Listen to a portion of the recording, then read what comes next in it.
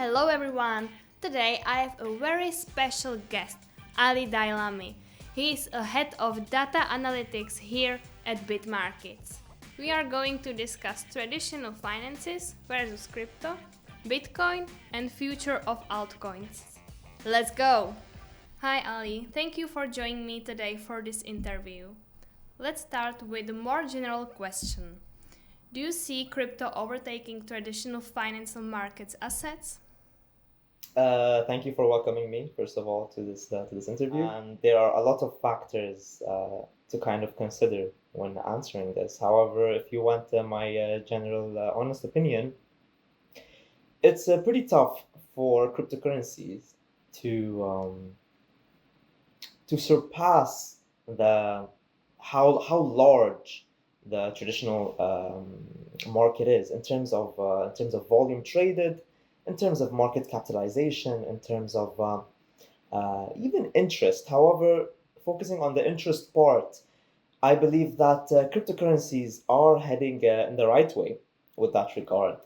But let's first kind of answer this question maybe with some numbers.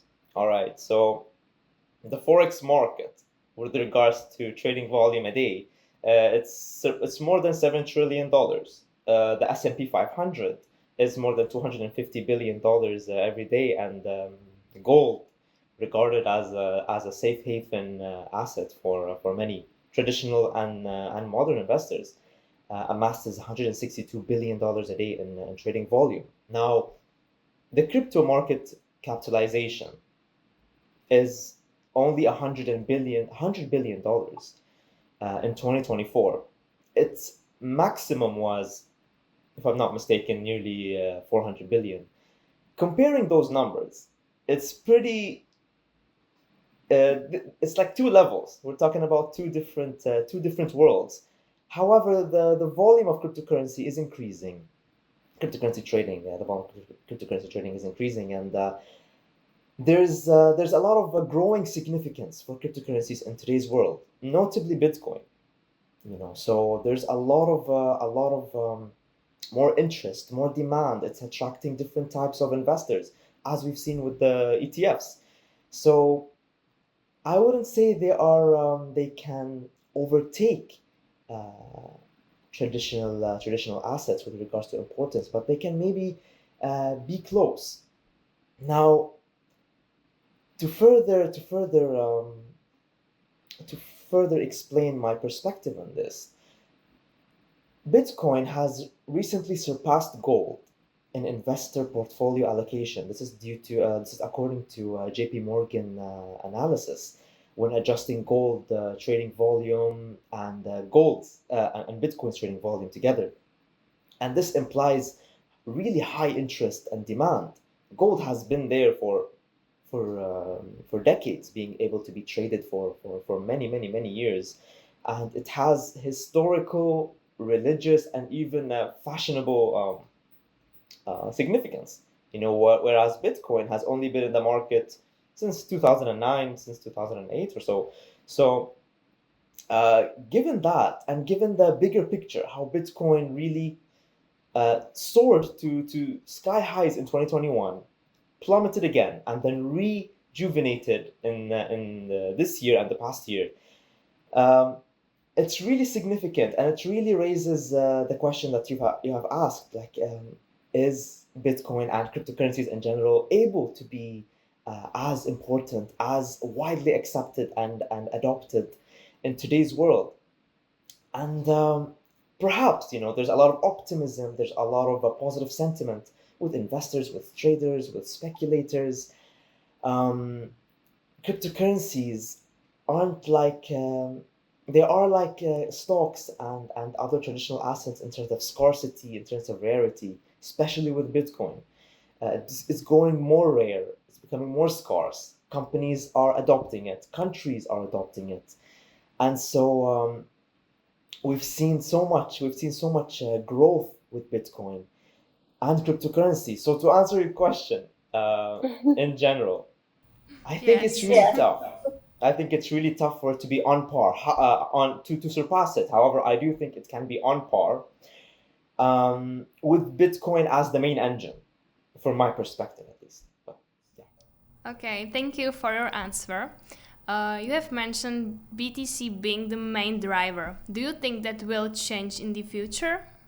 The thing is, Bitcoin took years for it to be regarded as the digital asset of today and tomorrow.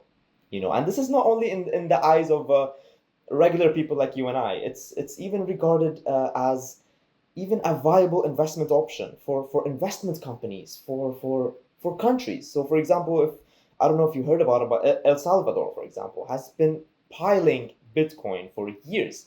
Right now, it has almost $500 million worth of Bitcoin. Tether, which is a huge powerhouse in the cryptocurrency industry, has recently bought hefty amount of Bitcoin. MicroStrategy, another company, keeps buying Bitcoin too. So Bitcoin took a long time for it to be really credible and trustworthy. So it's pretty hard, given Bitcoin's supremacy today. It's really hard um, for something else to kind of play with that. Now, the dominance of Bitcoin, as of right now, is a little bit less than 40%, if I'm not mistaken. Now, it has dropped from 50%, which I think the number was in 2022, it was 52%, but still less than 40% of the entire cryptocurrency market, which is almost $2.5 trillion in market cap. This is a ridiculous number, and that's still very significant. 38% of dominance is still very significant. Trading volume of Bitcoin remains very high, and the same with the market cap. Now, as we've seen with the halving, there's been so much hype that has driven Bitcoin upwards, and I think when there's no more Bitcoin that can be mined, when it has reached its full, with all the Bitcoin in general sense, all the Bitcoin has entered the market, and no more new Bitcoin can be created or mined per se. I think this will set the stage for other cryptocurrencies to kind of shine. Although I think still Bitcoin will still increase in value, but it will leave opportunity for other projects to thrive, in my opinion. Thank you for your thoughts, Ali. And what cryptocurrencies do you see having the potential of transforming the crypto space as we have seen with Bitcoin? Okay, so as I've mentioned, Bitcoin took a lot of time for it to be internalized and accepted and trusted. For years, Bitcoin has been seen as a fad, as a short term like hype that people just mount on this train of a cryptocurrency or of an asset that it's also been really associated with non-legitimate like sectors or industries. However, today it's kind of a newfound reality how Bitcoin has become this this not only this currency, it's also seen as an asset. It's also seen as something that can grow in value and that can be used in everyday activity. Now, it's even seen like as a legal tender in some countries. I think you can pay with Bitcoin in some cafes in many countries actually, and it took 15 years for it to reach that. However, knowing that Bitcoin and in general the cryptocurrency industry really moves really fast, especially in today's age. Things change pretty fast and things develop rather quickly. Now, Bitcoin at some point it was an asset where it goes up and down. You know how cryptocurrencies are. They're pretty volatile. They go up and down in value pretty sharply. You can say Bitcoin is a bit less volatile than others, which we've seen like plus 100% and minus 80% in a matter of weeks. But today Bitcoin is something pretty magnificent. It's even, if you're familiar with the S&P 500, the index, which many people regard it as an asset or as an index, which can measure or gauge the global economic prosperity. If you see Bitcoin's chart movement over the past 2 years, or price movement over the past 2 years, and you compare that to that of S&P 500, it's literally almost the same. Although Bitcoin is a bit more volatile, so Bitcoin has grown today to even have the potential to highlight or even reflect how the global economy is doing, as the S&P 500 has done for decades, and Bitcoin has only been has very recently established itself as something great. Now, to answer your question, because of all this, it's really hard for something to even match Bitcoin, but maybe something to come close to Bitcoin would be none other than Ethereum, in my perspective. Um, Bitcoin doesn't really have a roadmap. It doesn't have a project, like a very, very transparent idea. Who did it? Who created it? Why is it there? What's the future plans? However, Ethereum, for years and years and years, it has cemented itself in the cryptocurrency market as the mother of cryptocurrencies. There's many cryptocurrencies that are based on Ethereum's network and mainnet, and it has come a long way. After facing a lot of scrutiny, battles, uncertainty, it's gone through upgrade after update. Today, it reached even 1 million validators on the network. It retrieved its $4,000 price tag in March. It's expected to even surpass that to 5,000 by the end of this year. And the plans of Ethereum are pretty transparent. One of the leaders of it, or the founder of it, Vitalik, has really outlined the plans for it, and it's a transparent project that has been there for a long time. And what's most or the largest indicator for why Ethereum can transform the crypto space as Bitcoin has is the exchange traded fund. Now we've seen with the ETF of Bitcoin how it democratized access to the markets.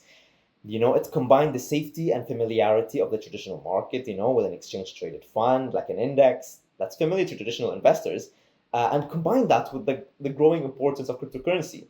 This legitimized Bitcoin, legitimized cryptocurrencies in general, and really set the precedent for other cryptocurrencies. And notably now, it's going to be Ethereum.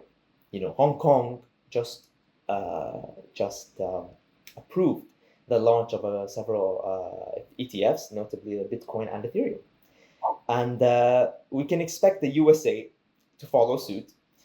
So, to answer the question, I think if there's something that can come close to what Bitcoin has done, it's going to be Ethereum. And if not Ethereum, maybe Solana, because Solana is a smart project. It has been capitalizing on a lot of hype. They have over 100 meme coins, and they've made quite the headlines amid the meme coin frenzy lately. It's with Solana, they can kind of measure or understand how the people right now are thinking and what they're kind of looking for, and I think Ethereum can really grow in significance and really transform the crypto space. And tagging along on its tail would be, in my opinion, Solana. And yeah, that's pretty much it. So yeah. Thank you, Ali. Thank you for your time and thank you for your answers. It's been great to chatting with you. See you later. Okay, thank you. Bye. Take care.